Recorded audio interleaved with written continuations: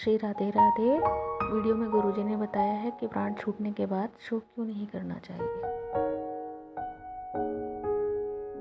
जो मर गए हैं उनके लिए शोक करना तो महान गलती है, कारण कि मरे हुए प्राणियों के लिए शोक करने से जो प्राणी शरीर छोड़कर गया है उसको महान दुख भोगना पड़ता है।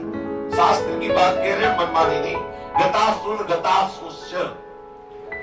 जो शरीर छोड़ता है, अगर उसके पारिवारिक जन आंसुओं से रोते तो जितनी आंसू की बूंदें रज में गिरती उतने समय तक उसे नर्क में रहना पड़ता है।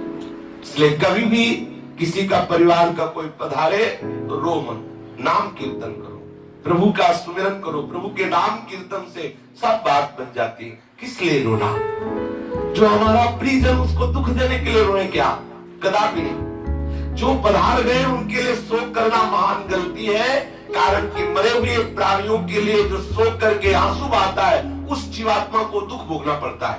पारिवारिक जनों को, ये अज्ञानी जन होते हैं। कुछ लोग तो मतलब ऐसे होते हैं कि उनको रोना ही रोना है। वो एक संगोष्ठी टाइप होती है, गोष्ठी। 50 लोग बैठ के, मतलब हृदय में वो कोई बात नहीं, पर वो छाती पीटना है और वो रोना है, वो ऐसा सब नहीं। सत्संगी जनों के सब बाहरी बातें। वास्तविक आप अपनापन मानते हैं तो उसके लिए जप कीजिए, प्रियालाल से प्रार्थना कीजिए कि स्वामिनी जो आप कृपा करके इनको अपने चरणारविंद की सेवा में रखें। ये सब बाहरी बातें। सत्संगी जनों, खास जो भगवत प्रेम मार्ग में चलना चाहते हैं, चाहे वो विरक्त वेशधारी हो या गृहस्थ वेशधारी, प्राणियों को उसको दुख भोगना पड़ता है। जिसका शरीर छूटता है, पारिवारिक जन बैठ करके शोक सभा मनाते हैं, रोते हैं। नहीं, कीर्तन करना चाहिए, गीता भी सुनानी चाहिए, भागवत का अनुष्ठान करना चाहिए, नृत्य गान आदि। महामहोत्सव, ये महोत्सव है। शरीर छोड़ना ये महोत्सव है। संसारिक जन शोक करते हैं, यहाँ उत्सव मनाया जाता है। इसलिए वो हमारी प्रियाजू की सेवा में गया, इतने बड़े पद का अधिकारी हो गया, हृदय में आह्लादित होना चाहिए। मृत आत्मा के लिए जो पिंड दान दिया जाता है, जो जल दान दिया जाता है, शास्त्र का सिद्धांत है कि वो उसे परलोक में मिलता है।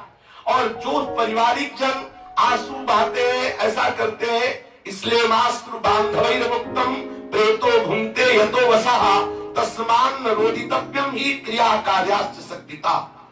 मृतात्मा को अपने बंधुओं के द्वारा जो रोना, कफ आदि, ये आंसू, ये सब, तो ये सब उसको खाने को मिलता है।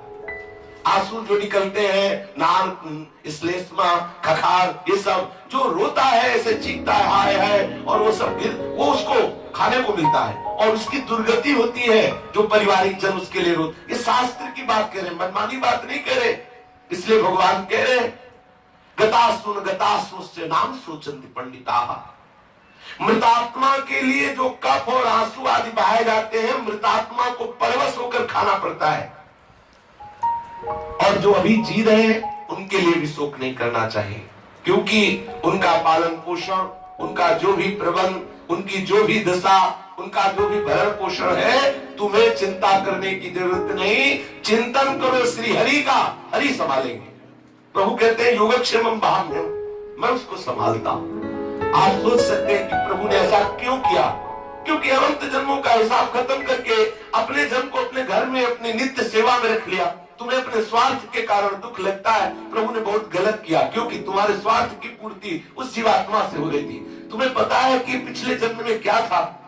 30 वर्ष 20 वर्ष का संबंध हुआ तो तुमने अपना मान लिया, और अनंत काल से जो प्रभु का अंश है वो अंशी के समीप गया तो तुम्हें बुरा लग रहा है। वो अपने प्रीतम के समीप गया, न जाने कब से पिछड़ा हुआ, तुमने तो बीच में उसे अपना प्रीतम मान लिया।